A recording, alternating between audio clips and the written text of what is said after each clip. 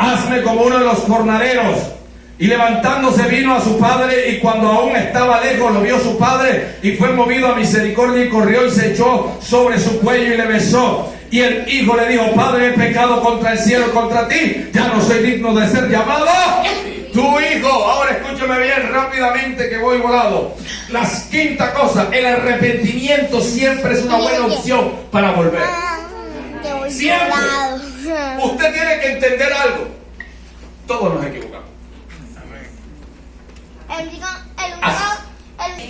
Entonces usted tiene que entender algo: todos nos equivocamos, todos los seres humanos, pero por lo tanto nosotros tenemos que entender que tenemos una opción, que es el arrepentimiento de lo que estoy haciendo. Usted está maltratando a su esposa verbalmente, arrepiéntase. Tiene esa opción todavía. Vaya y pídale perdón. Amor, reconozco que me equivoqué contigo y me equivoqué con Dios, porque este hombre dijo: he pecado contra el cielo, o sea, contra Dios y contra ti. Cuando tú le faltas a tu padre, cuando tú le faltas a tu esposo, cuando tú le faltas a tu esposa, cuando tú le faltas a tus hijos, tú pecas contra Dios y contra esa persona. Entonces pídele perdón al padre, pero acércate a la persona ofendida y pídele perdón. El arrepentimiento en nuestras equivocaciones, en nuestros pecados, es una opción mientras que estemos vivos. Te puedes arrepentir todavía. Arrepiéntete del pecado, de la maldad que estás practicando. Reconócelo delante del Dios del cielo. Reconócelo delante de las personas que estás ofendiendo. Porque el pecado siempre ofende a Dios, pero también ofende a alguien aquí en la tierra. Cuando usted le falta a su esposa con el adulterio, usted ofendió a Dios. Pero le faltó a su esposa, pero también le faltó a sus hijos. Así que tiene que pedirle perdón para que sane la tierra. Este joven no podía sanar la tierra, no podía llegar donde el papá. Papá, llegué, me comí todo, me lo acabé. ¿Y qué chévere? ¿Qué hay por ahí? No. ¿Qué viene por ahí? Él llegó arrepentido. Llegó con la cabeza gacha, reconociendo que había actuado mal, reconociendo que las decisiones, que los pensamientos lejos de Dios nada le dieron de beneficio. Por lo tanto le pidió perdón. Dijo: he pecado contra el cielo. En otras palabras, pequé contra Dios por rebeldía. He sido rebelde contra ti, Dios. Pero Padre, he pecado contra ti también. He hecho que tu corazón esté dolido. Durante muchos años que estuve afuera, sé que tu corazón estuvo triste. Sé que tu corazón me estuvo esperando. Y yo hice que tu corazón llorara. Perdóname, papá. Perdóname por ofenderte. Cuando alguien realmente está arrepentido, pide perdón. Esto no es de: bueno, sí, yo lo hice y ya, no, listo, no lo vuelvo a hacer. No. Esto no es así. Esto es de arrepentimiento. Y el arrepentimiento no es remordimiento. Remordimiento, ¿usted sabe lo que es remordimiento? Es que un perro lo vuelva a remorder otra vez. Pero el arrepentimiento es cuando a usted le duele lo que hace, pero usted toma la decisión de no volverlo a hacer. Y hay mucha gente que está remordida de perro en la iglesia. Lo muerde y lo muerde y lo vuelve a morder, pero no se ha arrepentido. Dile al que tiene a tu lado: arrepiéntete y no te remuerdas. Bota el perro, ¿verdad? Ponle bozar al perro. Número 6, rapidito, voy rápido, que me voy. Rápido. Número 6. Esto me encanta, esto me fascina lo que le voy a decir rapidito. Verso 22. Rápido. ¿Qué dice? El Padre dijo a sus siervos: sacad el mejor vestido y vestidle, poned un anillo en su mano y calzado en sus pies. Ay, me encanta esto. Número 6, rapidito. Dones devueltas por el Padre. Diga conmigo: el Padre está dispuesto a devolver los dones, los talentos y el ministerio. Dios es Dios de restauración.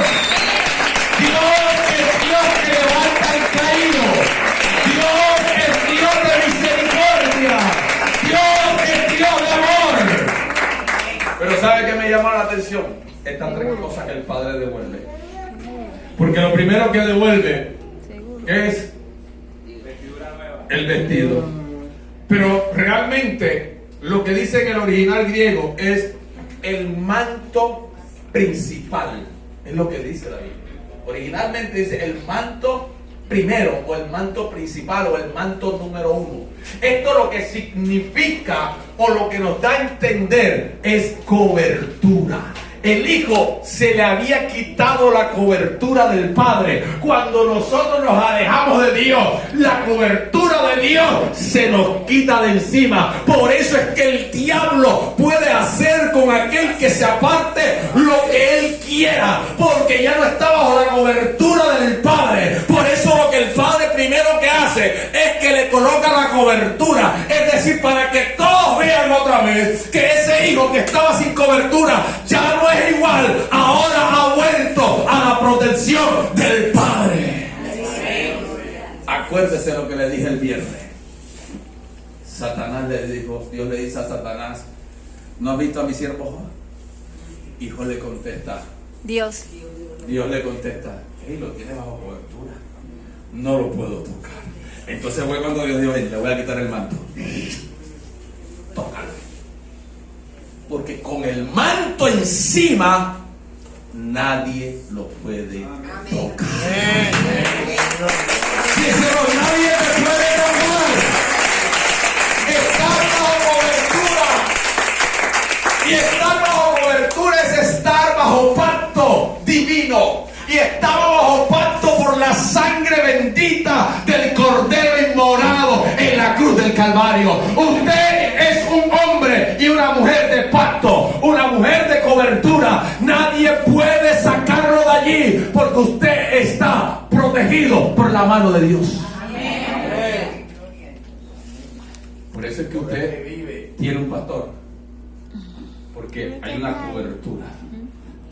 El pastor nos encargamos de orar por nuestra gente. Esa es una cobertura. Estamos orando, Señor fulano, clamamos, Señor ten misericordia. Usted no lo ve, usted ni siquiera lo agradece y no estamos pidiendo que lo agradezca, pero hay un pastor que está orando por usted constantemente. Cobertura. La segunda cosa que le dice, ¿qué fue lo que le entregó? ¿El qué?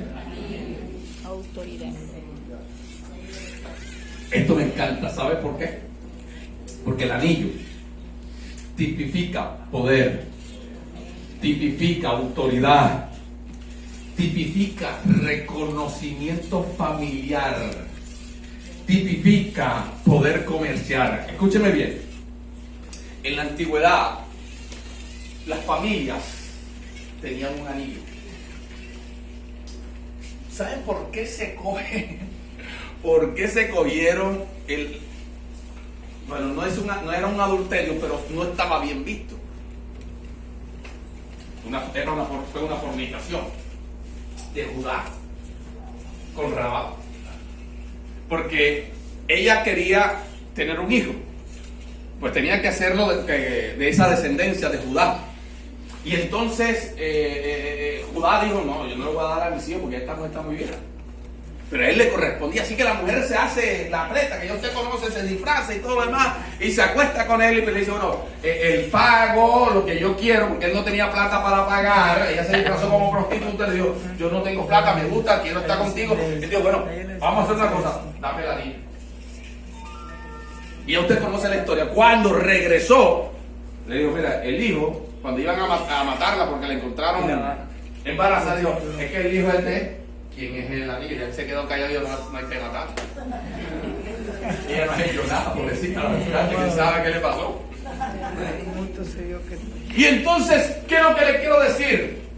Cuando está diciendo, colóquele el anillo, es decir, ha vuelto, se reconoce nuevamente que es parte de la familia de Dios. A nosotros se nos colocó un anillo y nos identifica como parte de la familia real. Somos hijos del Rey de Reyes y Señor de Señores. El Espíritu de Dios nos selló. Somos hijos del Dios del cielo. Por eso cuando el diablo se acerca a ti, lo primero que ve es el anillo. Dice, Ahí tiene el reconocimiento familiar. Ahora, la tercera cosa que le quita, cuando yo leía esta palabra, este pedazo me golpeaba. Porque, ¿sabe qué? Lo tercero que le colocó, los zapatos. ¿Sabe usted cómo se reconoce a alguien pobre que está llevado realmente? Usted dice, usted es pobre, no, usted tiene sus zapatos, usted tiene su ropita. ¿Cómo reconocemos que alguien está mal realmente? Miren los pies. Cuando alguien está mal, mírenle los pies. El padre lo que hizo fue colocarle calzado. Estaba reconociendo las circunstancias adversas de su hijo. En otras palabras, estaba restaurando lo económico y lo material. Dios restaura lo económico y lo material a sus hijos también. Lo que el diablo te ha quitado materialmente, Dios lo vuelve a restaurar. No solamente lo espiritual, sino también lo material. Por eso encontramos a un padre que se preocupa por ponerle calzado al hijo y le dice, vienes mal. Lo primero que mira son los pies y dice, vienes mal. Te ha golpeado duro en el mundo, ¿verdad? Te ha dado duro las circunstancias. Por eso usted encuentra gente que en los zapatos tiene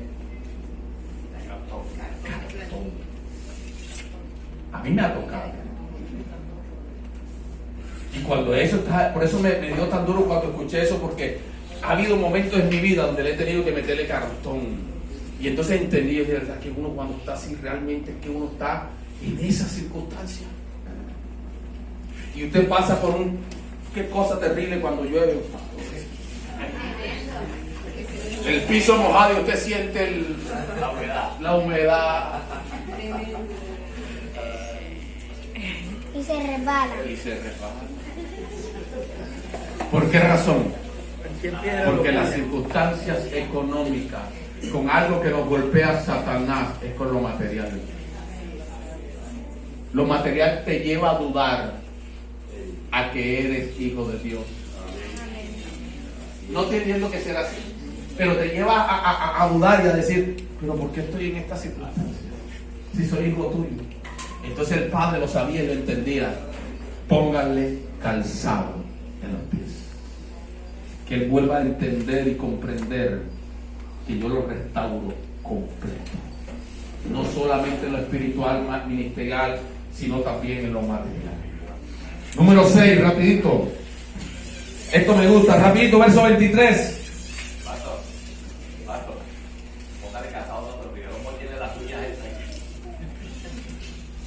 Número 23. Y traer ¿qué? El becerro gordo y matarlo y comamos y hagamos ¿qué? Fiesta. Número 7. El becerro tipifica sacrificio y adoración. Diga conmigo, sacrificio, adoración y fiesta. Mire, ¿qué era lo que significaba? Adoración. ¿Qué fue lo que hizo este hombre en la antigüedad? Cada vez que se iba a dar gracias a Dios, lo que se hacía era se mataba un becerro. Pero ¿sabe cómo entendemos que esta tipología aquí nos habla de una adoración? Porque en una fiesta se podía coger cualquiera, pero para presentárselo a Dios tenía que ser lo excelente. Por eso dijo el Padre, maten el becerro gordo. En otras palabras, vamos a hacer un sacrificio de adoración porque mi hijo ha muerto. ¿Sabe? Dios hace, cuando llevó a Cristo a la cruz del Calvario, fue para rescatarnos a todos nosotros y volvernos al Padre, que estábamos perdidos en nuestros delitos y pecados. Por usted fue matado el becerro gordo. Cristo pagó un precio por nosotros. El becerro gordo fue entregado por nosotros. Número 8, vamos rapidito. Voy tarde. Rápido, voy tarde. Digo, voy rápido. Número 8, rapidito, verso 24.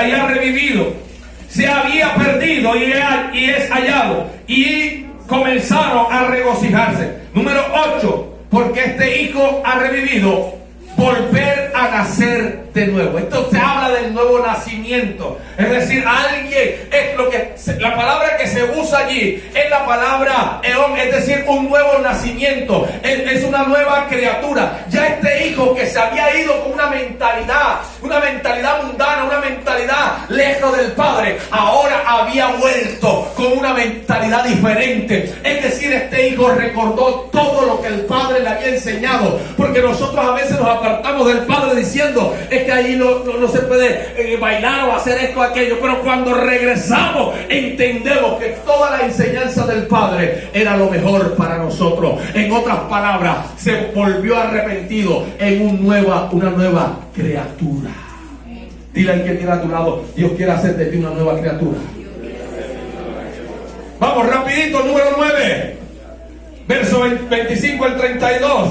Y el hijo mayor estaba en el campo, y cuando llegó cerca de la casa y oyó la música de las danzas. Vamos a verlo allí, usted lee el otro. 9.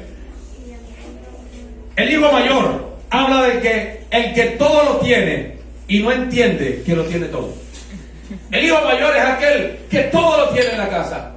Es aquel que no se ha apartado, que ha hecho las cosas buenas, pero no entiende, no disfruta de las bendiciones de Dios, porque está siempre pensando, mi padre quiere al otro, mi padre está pendiente al otro.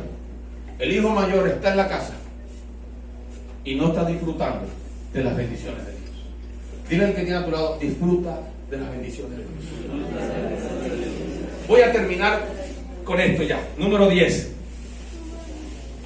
Aquí voy a redondear. Esta es la segunda cosa más importante de todo lo que dije, que voy a decir. La primera fue para la que comenzamos, el centro de Dios. Pero voy a terminar con esta para que ustedes entiendan qué es esto. Esta historia, al pasar, esta historia no es otra cosa que la historia de la casa de Israel. Esta historia realmente no está hablando totalmente de la iglesia, está hablando de la casa de Israel. La casa de Israel, acuérdese, usted lo busca en su Biblia, en Mateo 15:24, dice que Jesús dice, no he venido sino a la casa perdida, a las ovejas perdidas de la casa de Israel. Y esto va a ser otra historia que le voy a contar en otro día, pero voy a hacer rápido para terminar. Lo que está hablando aquí Jesús es la restauración de la nación de Israel. Y entendamos como nación de Israel, no a los judíos, sino a Israel. La nación de Israel, cuando el tiempo de Roboam, cuando el rey no quiso bajar los impuestos, se dividió Israel. Y entonces quedó la casa de Israel y la casa de Judá. 10 naciones para acá y 2 naciones para acá. Y lo que Jesús está diciendo es, yo vengo por ellos. Esa historia que usted hemos narrado es el Padre que sabe que la casa de Israel se perdió. Y voy a sintetizársela cuando se perdió. Se perdió en el año 700 antes de Cristo, cuando los asirios lo llevaron a su nación. Pero cuando llegaron allá y ya los liberaron, se liberaron, esas 10 naciones no volvieron a Israel. Esas 10 naciones se fueron por el mundo, se esparcieron. Usted conoce la historia mesopotámica, ¿no? Ellos fueron los sumerios, los asirios, los que poblaron lo que usted ve, lo que es Europa. Francia, los rubenitas. Dinamarca, la tribu de Dan.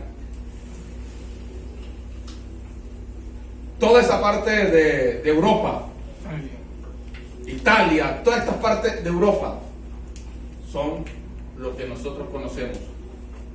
La tribu de Manasés, Inglaterra. Efraín, Inglaterra. Manasés, Estados Unidos, los anglosajones. Esa es la historia. Y termina diciéndonos la Biblia que esa gente un día, toda esa gente, esas naciones, las mancomunidades de ellos, un día van a abandonar esas tierras y van a volver a Israel. Esa es una historia que se las voy a contar en otro tiempo. Colóquese sobre sus pies.